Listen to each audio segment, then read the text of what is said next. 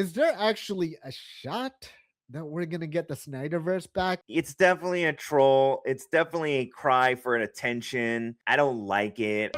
Yeah, step into the shadows. We mapped the cosmic Cold War where the Jedi met the Syndicate and analyzed the master plan, the motive, and the wicked grit. From Gotham's gritty alleys to the throne room on Apocalypse, unleashing lore, heavy knowledge from the serpent's verbal exodus. Welcome to the Villain's Lair podcast. Welcome to the Villain's Lair podcast. And welcome everybody inside the Villain's Lair on this Wednesday. Your host for you, Ryan and Alvin. Alvin, how are you today? What's the deal, dog, man? Last night I was watching Send Help. Oh yeah, it's a good one. Adams. Did you see that movie? Yeah, really good. I really enjoyed that. That was interesting. I was actually surprised in the trailer. I thought it was like cat and mouse kind of movie, like they're chasing each other around the island, but I was actually surprised how different it was than what I thought seeing the trailer. I'm a big Sam Raimi guy, so going back all the way to like Evil Dead 1 and 2, and I just love the way he makes films, and sort of the absurdity of some of the horror sequences is always fun. Like if you've ever seen Drag Me to Hell, like that movie doesn't take itself seriously, but it's still, really, really scary. I also saw Obsession in the theaters, and how was that? If you're a horror guy, it may be the best horror movie in the last 10 years. Like, stop it, really? Really, honestly, like no hyperbole. I'm obviously thought that coming out of the theater, but I've had a few days to kind of think about it and talk about it. And I'm literally obsessed with Obsession content right now on YouTube and seeing everyone's theories about who the real villain was. There's so many good rabbit holes to go down with that. I don't even know what it's about. I haven't even watched a trailer for it. Should I just go in there like I blindfolded? think it's okay if you kind of know the basic premise. A guy is in love with a friend and is a coward and doesn't really know how to express that. Yeah. And makes a wish, has this little totem and makes a wish that she would love him, and it becomes true, and to the point where she is obsessed with him, and then it kind of goes darker and darker from there. All right, interesting. All right, I'll go in there alone in an empty movie theater at like 11. Well, unfortunately, every movie theater that's playing it right now is packed. So, no way. Yeah, I had to find a crazy seat at a random time, one seat. But every time I've tried to go see it in the past, it was sold out. Damn. Okay, I'll check that out. Yeah. Before we get into the big story today, we want to remind everyone that you can enter to win a free copy of Insomniac's Wolverine. Now, we've just received news that the PlayStation State of Play event is going down next week on Tuesday. So expect a lot of footage and a lot of news to come out on that. But if you want to win a free copy from us, you have to subscribe to the channel, The Villain's Lair on YouTube, then head over to Instagram, follow our Villain's Lair Instagram account, find our sweepstake post, like it, and share it with 3 of your friends. I know, literally, it really takes like 2 seconds to hit click and like and subscribe. And just the fact that you could possibly win a copy. This isn't some BS like podcast, just giving away like random free stuff, but they're really not. We're really giving this away. Yep. And with all our videos, if you're enjoying the content, give us a like. It really helps out the channel and helps boost our visibility to other users and potential subscribers, so that we can continue to stay on and continue to be the premier superhero, supervillain news channel on the internet. Yeah, dog, definitely. What are we talking about today by any chance? All right. Well, Daredevil season 2 may have ended, and maybe with some mixed reviews here and there, but that hasn't stopped Marvel Studios from starting production on season 3. And speaking of sharing, one of the main actors, Bethel, who plays Bullseye in the series, he's already sharing a new look at his costume. And as you can see here, you can Nice. see, yeah, the classic Bullseye logo engraved into his, um, gauntlets, for lack of a better term, on the back of his palm here. He shared a video, but this is obviously the best look.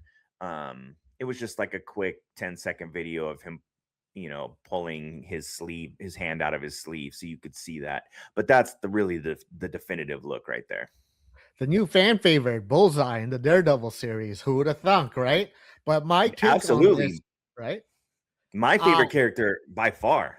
yeah, yeah, but probably my favorite character so far this year, definitely for sure. Hmm. Um, I my take on this though, beautifully done, Gauntlet. That's a nice design. I like how it looks, and I can only picture how the costumes or how his gear is gonna look like at the end of this. Yeah, But my only thing is Bullseye watching him in the last season of Daredevil. I think this gauntlet is going to hinder him a little bit or slow him down because he's not really punching people too much. He's using a lot in his arsenal of weapons and throwing things all over the place. And I feel like right. you don't get that nice of a grip throwing a fork from a diner and flinging it at somebody. or Yeah, or whatever he grabs. He can grab a butter knife, he can grab like I don't know, a sharp toy object. I feel like that gauntlet is something is just gonna slip out of that gauntlet. It's not like a mitten where you get like something hot from what you're cooking in the kitchen or the oven. Uh, right. but I feel like he needs his bare hands. He has a better grip when he grabs his weapons because he needs, unless that gauntlet like gives you a better grip.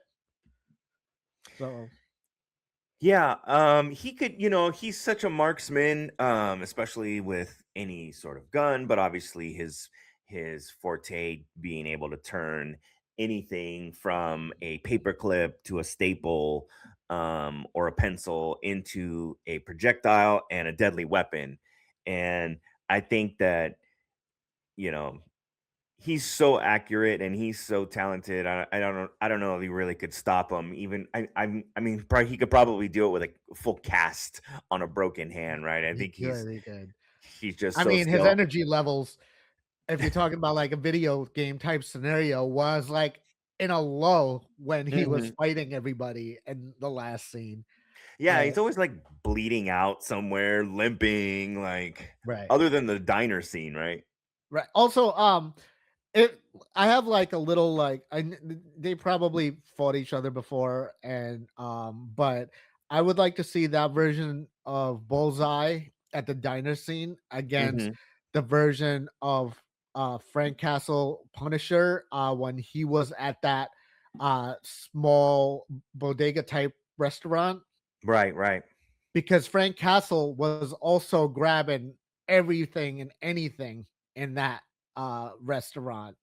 And so like they both just have like a chaos of different things and weapons that they might possibly use, a stapler gun, a Hmm. stapler, some scissors here and there or whatever they were using kitchen stuff and then grabbing what they can and having an all-out melee. That would be a cool fight to see. Yeah, I mean any kind of like bullseye punisher, especially when if they're shooting at each other. I think like bullseye Hawkeye would be super fun. And if you could get like really crazy with it, like they're ricocheting gunshots off of walls to try and like hit each other, because they're Yeah, so crazy accurate. And I think that could be like a super fun action sequence. that would be. But nonetheless, though, I mean, I'm excited what they're going to do with the Bullseye character because he is constantly evolving, this guy. And And now that getting he's better, in with a evolving new in a good agency. way. Right, right, right. And now that he's with a new agency, Is he having a whole face turn now? I mean, obviously we seen him Mhm. in the last season that he's, flipping the switch a little bit and changing his tune around. So he's not going to be the villain we hated, the stockish kind of villain with the Irish accent. So Right. And the like scarred bullseye in his forehead instead of on a part of a layer of a costume. right. Yeah, yeah, cool, man. Bethel, uh, keep killing it, man. Keep killing. He looks My like he's ult in. What was that? I was gonna say my ultimate prediction would be for him to eventually join the Thunderbolts and like a revamped Thunderbolts team of, kind of with sketchier characters this time around, and I think that would be the best way to like move his story forward. Right. What's the chances of his story moving into the MCU? Well, I mean, it's all canon, it's all together, but as far as like making another Thunderbolts movie, that might be tough because the first one, despite having some star power in it, with Sebastian Stan and Yeah. Florence Pugh and David Harbour, it didn't make very much money at the box office, and I don't know if you could. I think what they may have learned, no matter how good the movie is, I mean, they introduced Sentry and it really had a good plot. No matter how good it is, you're asking a different audience to have seen and known all those characters from mostly TV series. Right. And So it's also, almost like Mr. the homework. Sebastian Stan has been teasing a lot of Harvey Dent Right. type character lately. So I don't know what his contract obligations are, and I've been seeing him promote Supergirl also. So he's really changing his tune around and going to a different universe. Well, we'll see what ends up ultimately happening on Daredevil season 3 when we start getting more information about the plot to that going forward. My time to shine. Hello, internet scooper is got another scoop here saying Marvel is reportedly looking to cast Rebecca Ferguson in a major role.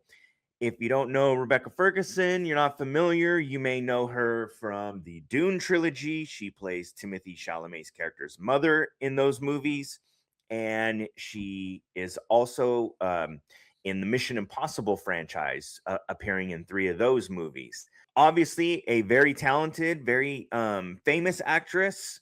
She's age 42 at this point, so I don't know if they would be looking to cast her in a role that she could play for 10 to 15 years, one of these like 3 to 4 picture type deals.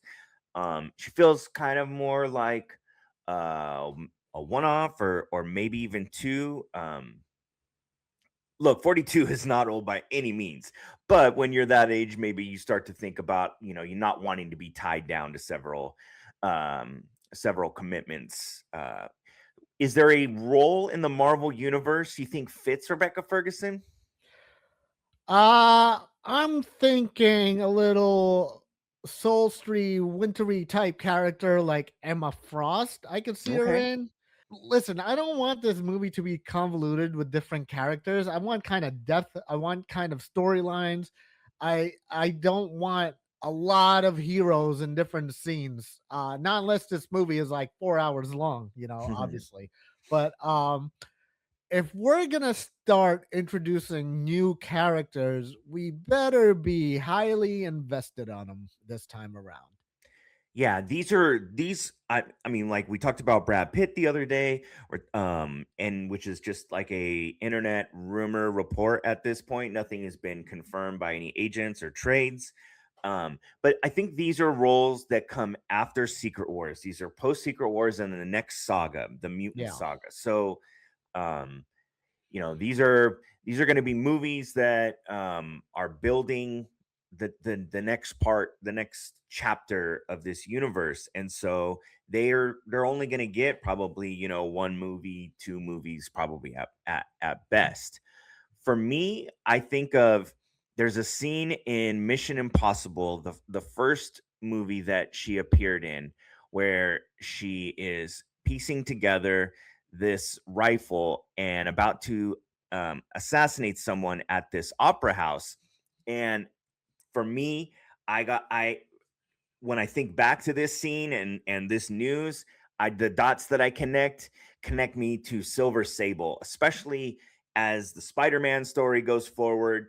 And having a guy like the Punisher, being able to work him into a Spider-Man movie, I feel like she's kind of a female version. She's an assassin. She's talented with weapons and a sniper. So I think that like that could be a really fun role for Rebecca Ferguson, and nothing like shows it better than this image from Mission Impossible. Right. You think actors and actresses, if this character was presented to her, would feel like it would be a little too similar to this movie? Or do you think they'd be like, hey, give me a different character and let's play with this if it would work? Like, for Yeah, I mean, example, like all of a sudden, hey, check out this Mystique character. You think you would be interested in shape shifting? yeah, I mean, it's a character she could play, but with Mystique, obviously, you're a combination of multiple actors because whenever she shapeshifts into that other character, that other actor is taking over that role for that moment. Oh, Uh, easy. That's easy work then. Easy work, yeah, for sure. So I have a lot of fun with thinking about Silver Sable. And how she could pull that off because you really only need there's been talks of Sony wanting to do a Silver Sable standalone movie. I don't think that's what we're talking about here, and they've obviously put a major halt to the Sony villain verse, whatever they were doing with Morbius and Madam Web and Craven and all those movies that just fell flat on their face. So Hey, I think don't you dare say anything about Madam Web, possibly the best movie that came out in the last decade. okay, hashtag satire, and there's literally no chance you mean a letter of that. But yeah, I think this is the MCU looking to cast her. If you understand the report, if you hear the reports, and I think that could be in a Spider-Man movie down the road. What if her major role was not a hero and she became like a Madam President or something? Yeah, I mean, there's also though you always still need talented actors for those. So yeah, Madam President, absolutely, I could see that.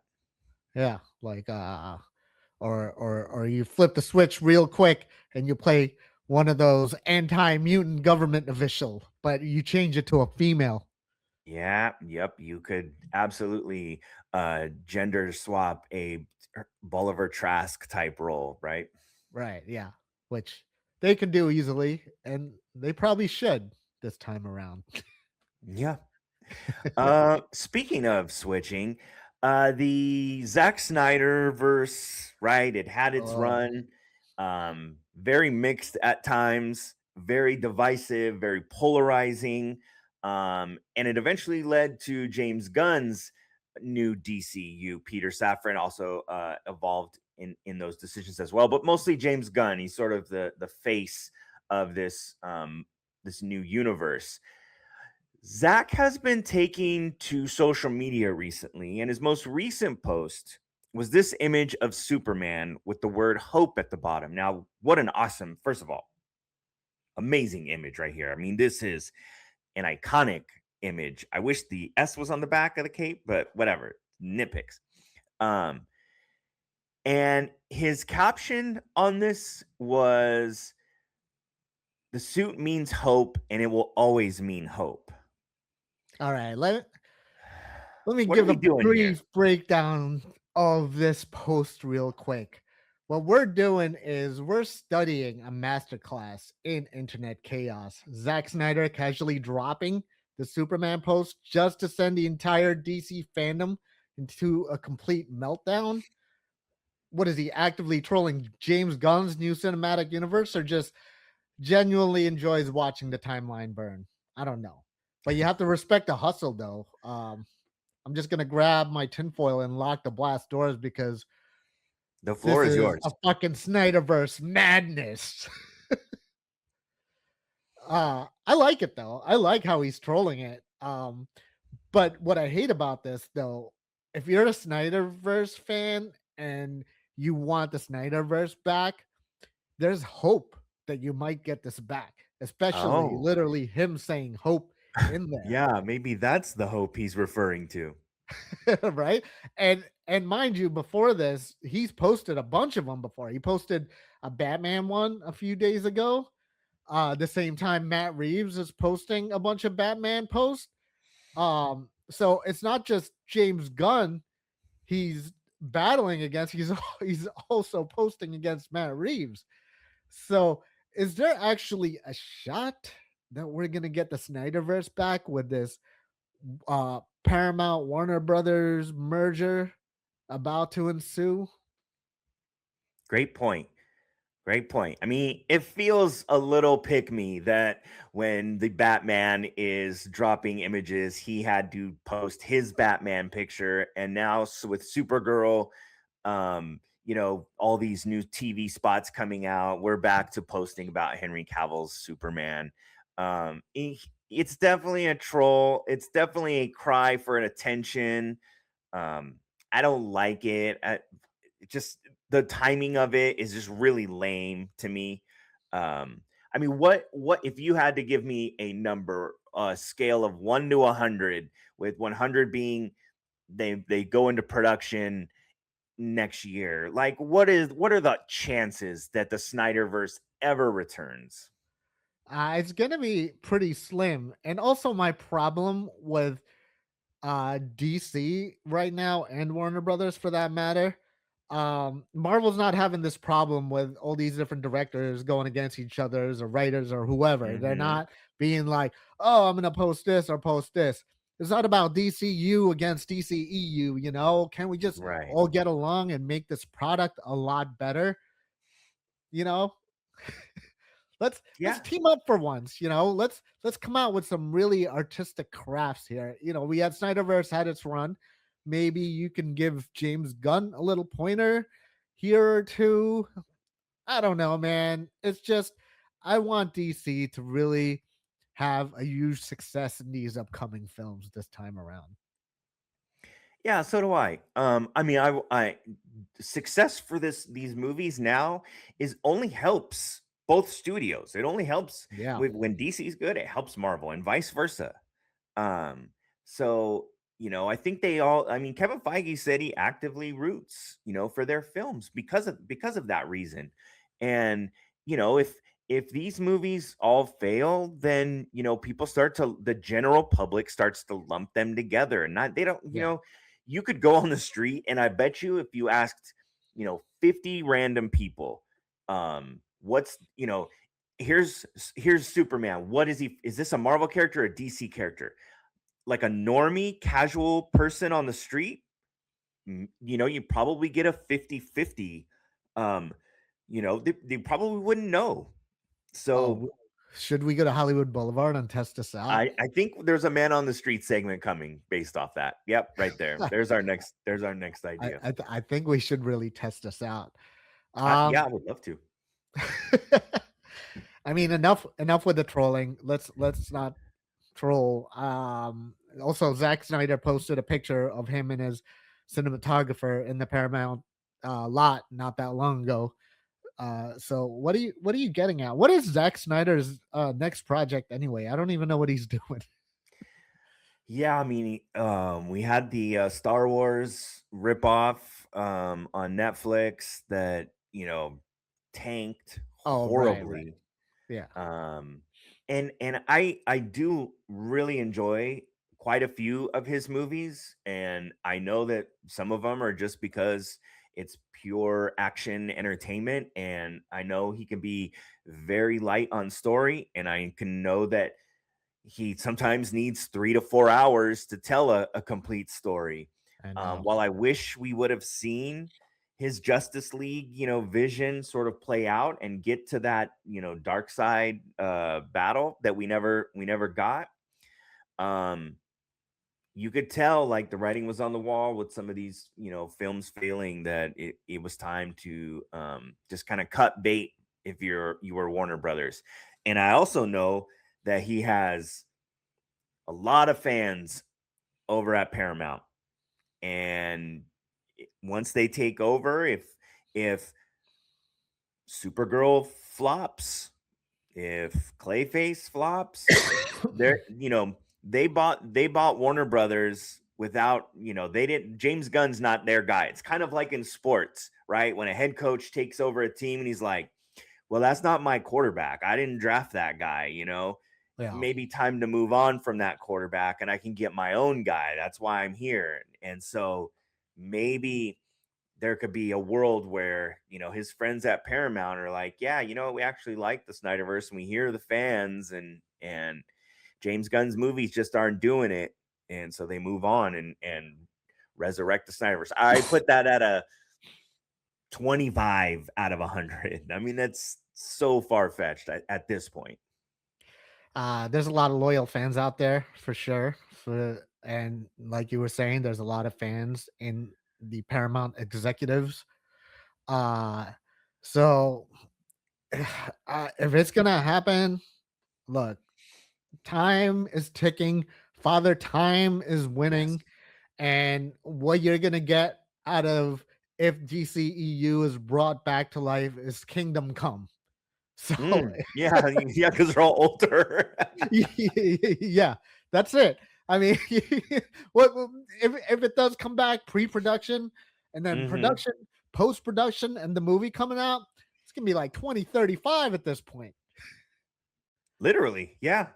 Yeah. So you'd have to tell these stories with the older characters. And plus, with all this AI stuff, by the time Zack Snyder comes out with a movie in 2035, someone making AI Justice League already got made by that time, in a full-length movie too. Yeah, sadly, it's going to be hard to tell the difference between some of these AI films and an actual Zack Snyder movie. That's probably a lot of great eye candy, but not the Oh, writing that you're hoping for. I know. Have you seen those? Have you seen those alternate ending for the boys in AI? I have not, but man, I It can only imagine. it is wild how good it is. I think China were big fans of Homelander, and they made an ending where Homelander just blows up the whole United States. Oh my god! Oh, now I'll, they're getting political yeah, and I'll send you a link, man. I'll send you a oh, link. jeez. It's crazy. All right. That's going to wrap us up today. But before we go, any final thoughts, Alvin? I do actually. You see me wearing this Mets hat, right? And the only thing more painful than watching the Mets blow another game to the Reds is being Jonah Jameson stuck sitting next to Spider-Man in the stands while it happens. I mean, imagine JJ screaming his lungs out at our disastrous bullpen and Spidey just sitting there double fisting hot dogs, casually pointing out that Jameson's forehead vein is popping faster than our playoff hopes in the future. I know. And the funny, like, Eagle Eye, at the bottom of this newspaper right here, it's an Omni Man reference for Father's Day. So they went like, Marvel Universe, the Invincible Universe. They got a little bit of everything in this appearance. I know, it's hilarious. Hey, I'm sorry, man. All these things that we keep covering in sports are my sports teams. I don't know why these comic I know. fandom. What the heck, dude? Is this the Alvin Sports Show? Like, what the heck? I know, but I mean, your boy, you're a Cincy fan, Cincinnati Bengals fan, and Joe Burrow is a huge comic book nerd. So Yeah, eventually, I'm really hoping for the day he pulls up to the stadium in the tumbler, in the Batmobile tumbler. That would just absolutely set the internet on fire. I know we we've covered the Knicks with the the comic book fandoms and the crossover promotion, and then now we're covering the Mets with Jameson. So sorry, man. We're just Spider-Man is Oh, from Queens, so I get it. it makes sense. It definitely makes sense. It makes sense. You know what else makes sense? Following this podcast, because we That's drop, right. new episodes Monday through Friday, every weekday. So become a subscriber. Consider becoming a subscriber, and you will get all the alerts to all the content we drop, especially new episodes, movie reviews, and some other things. Hey, we talked about a man on the street video that we need to go down to the beach and shoot. And so, maybe you can expect something like that. If you're a subscriber, as soon as that drops, you'll get the alert. Yeah, it'll be fun too. Maybe you'll get interviewed while you're touring Hollywood Boulevard, the There you Chinese go. Theater. There you go. Maybe we take it to Venice Beach after that. Maybe the Santa Monica Pier. There's all kinds of fun places we can go. That's right. We'll give you a sticker when we see you. There you go. So for Alvin, I'm Ryan. Thank you for joining us inside the Villain's Lair today, and we will see you in the next one.